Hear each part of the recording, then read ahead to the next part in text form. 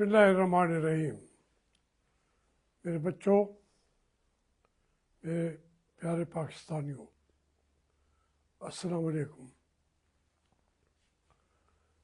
इमरान खान का फैसला कल लगता है कि सुना देंगे। अंदाजे ही हैं, कोई हमारे पास मालूमात तो नहीं है, लेकिन ये जो गौहर, बैरिस्टर गौहर की मुलाकात है आर्मी चीफ से,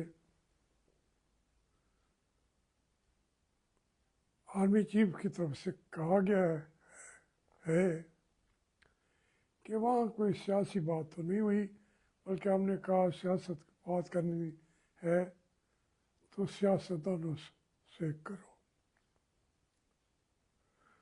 अब मेरी हंसी नहीं रुक रही। कमांडर इन चीफ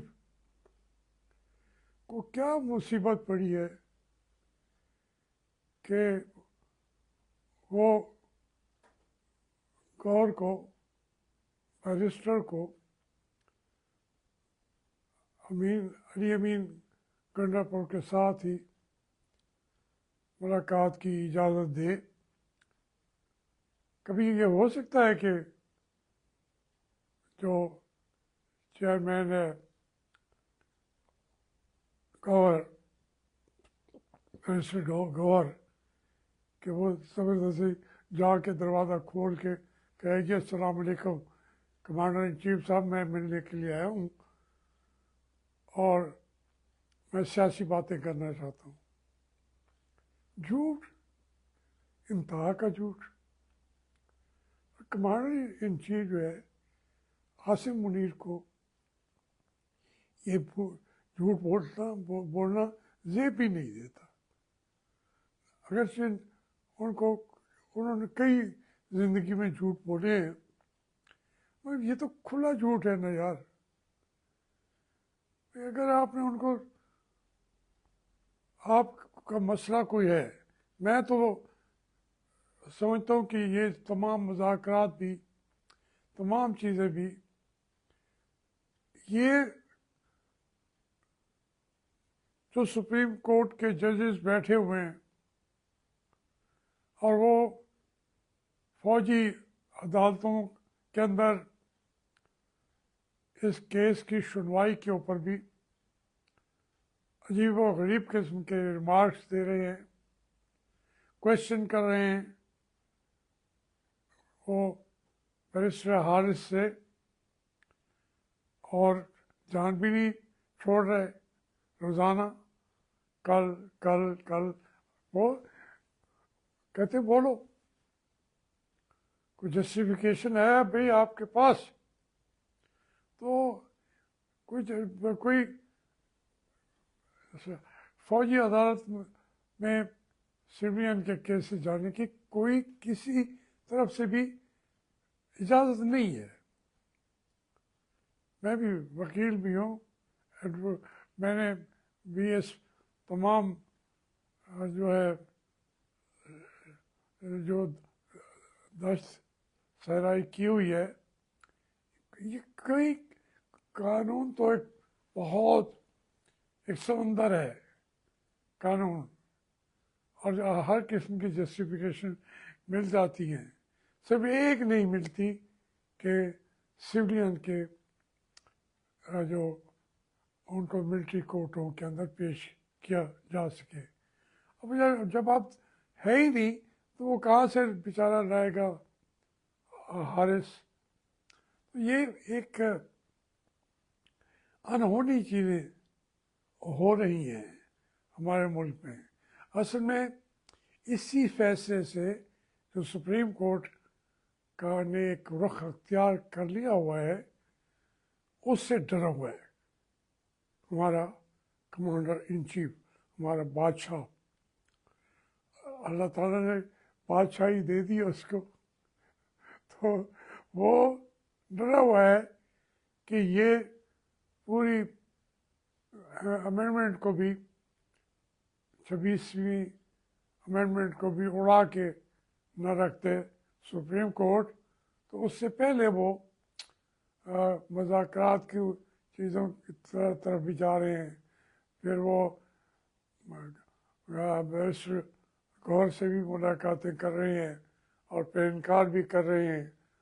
वो कहते हैं कि सांप छुपते भी नहीं, सामने आते भी नहीं। कहते हैं ना कि चिलमन से लगे बैठे हैं, सांप छुपते भी नहीं, सामने आते भी नहीं।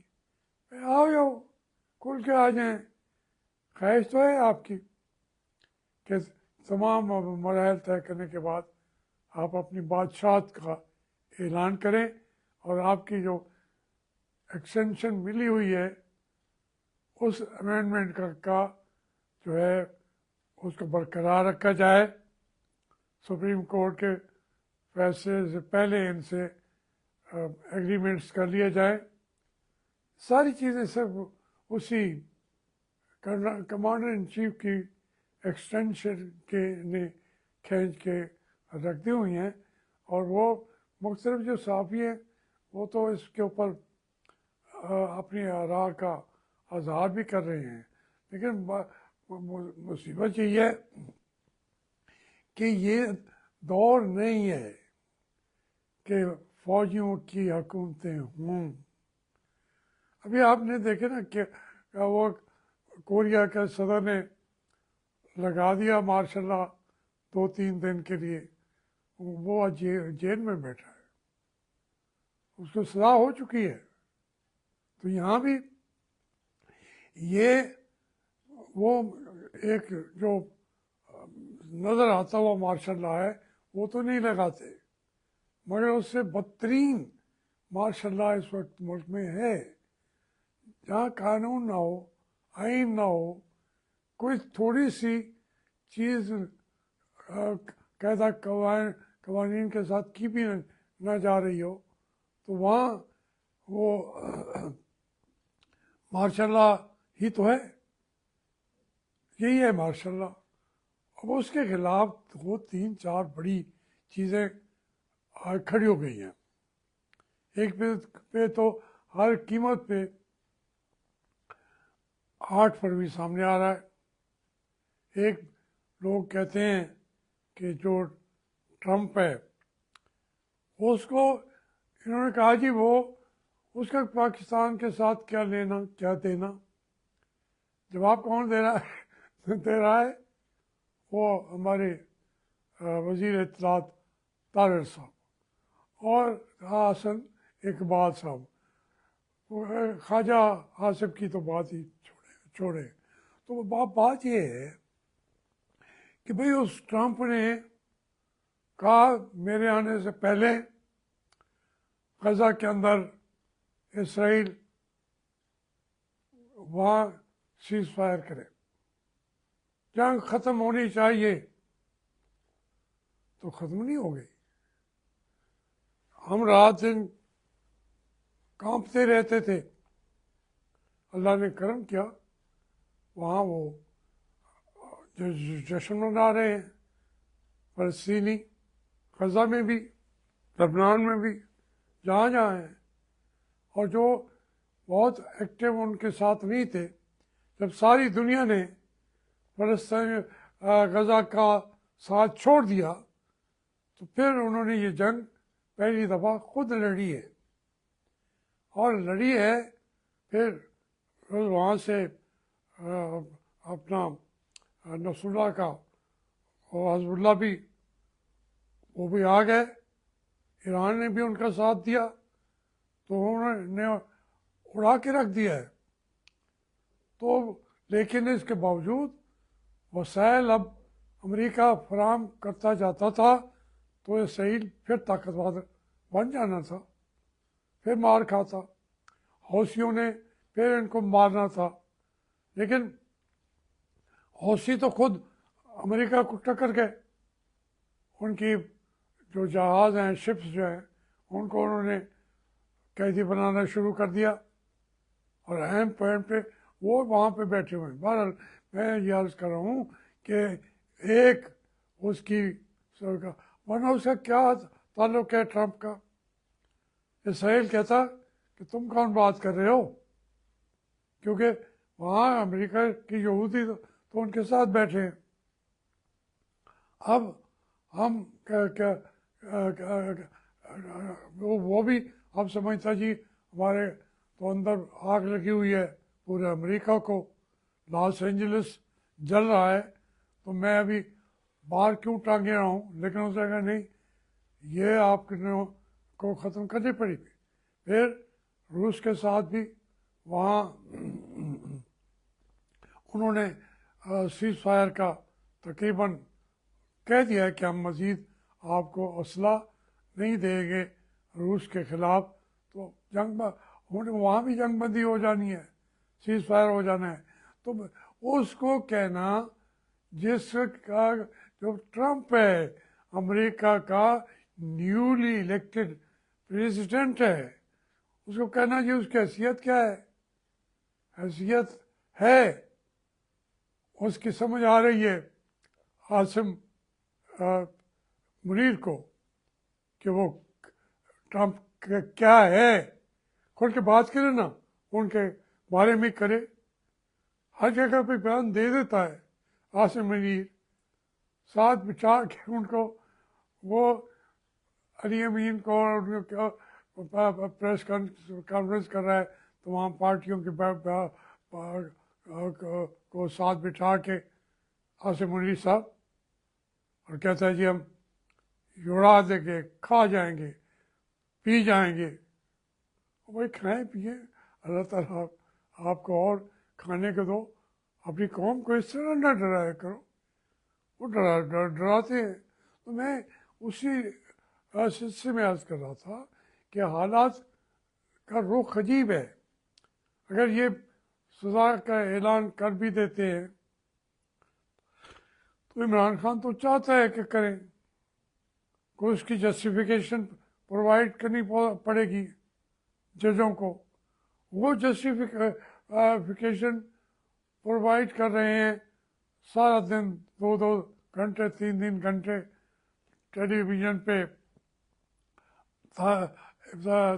तारर साहब बेचारा वो बिल्कुल वो रात दिन लगा हुआ है जस्टिफिकेशन।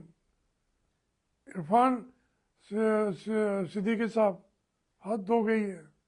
फिर इसी तरीके से हसन इकबाल साहब, ये इतना कमज़ोर आपने मौक़िफ़ अख्तियार किया हुआ है कि आपका काम नहीं है, अदालत ने फैसला करना है तो कौन कर देगी। आप जस्टिफिकेशन सारी चीज़ों की पहले ही प्रोवाइड कर रहे हैं, फैसलों का ऐलान भी पहले कर रहे हैं। और एक वाउडा साहब भी हैं, वो भी पहले कर देते हैं। तो ये इतना चीज़ें आसान नहीं है जो अभी हमें नज़र आ रही हैं कि ये हर कीमत पे इमरान खान के सामने तो सरेंडर करना पड़ेगा, सरेंडर करना पड़ेगा। इसके अलावा कोई चारा नहीं। कौम के सामने सरेंडर करने की बात है। जितने मराहल से आप गुजर रहे हैं, आप बच नहीं पाएंगे। आसिम मुनीर साहब, अस्करी क़यादत का दौर चला गया है, आप नहीं बच पाएंगे, सरेंडर करना पड़ेगा। तो इसलिए हालात को उसी तरीके से तय करें जो आइन कानून कहता है। अब मुज़ाकराती कमेटी ने तो अंदाज़ा करें, वो राना सनाउल्लाह कह रहे हैं कि ये झूठ बोल रहे हैं।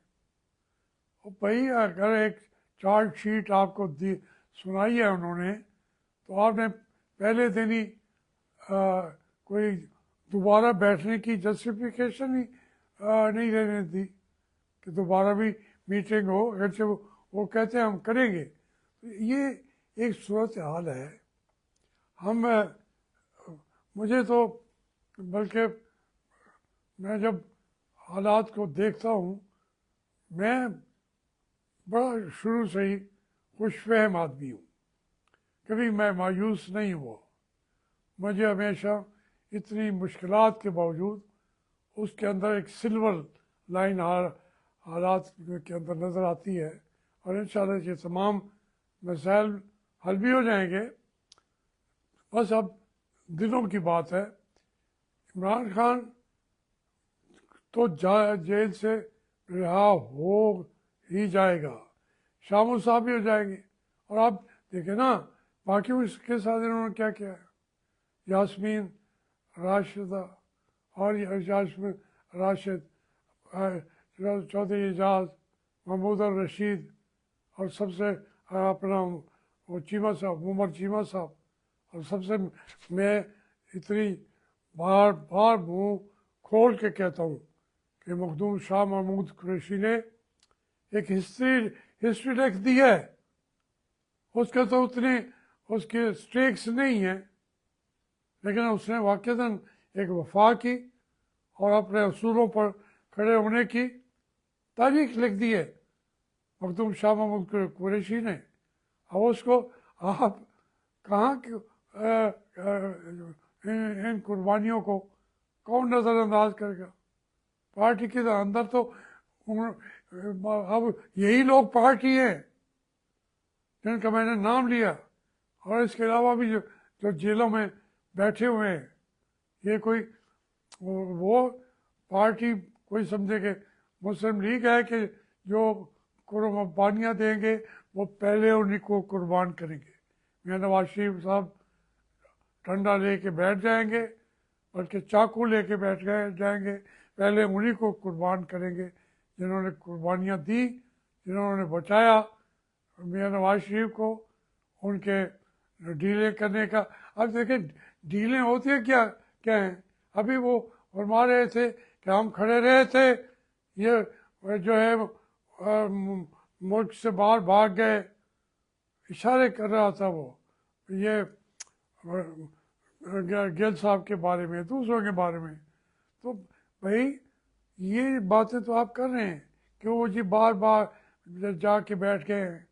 तो मैं कभी सोचा है कि मेरा नवाज शरीफ बाहर नहीं गया था, चुप करके मुंह छुपा के चले नहीं गए थे। डील वो होती है। अब वो इसमें वो कह रहे हैं हमारी ना डील है ना डील है।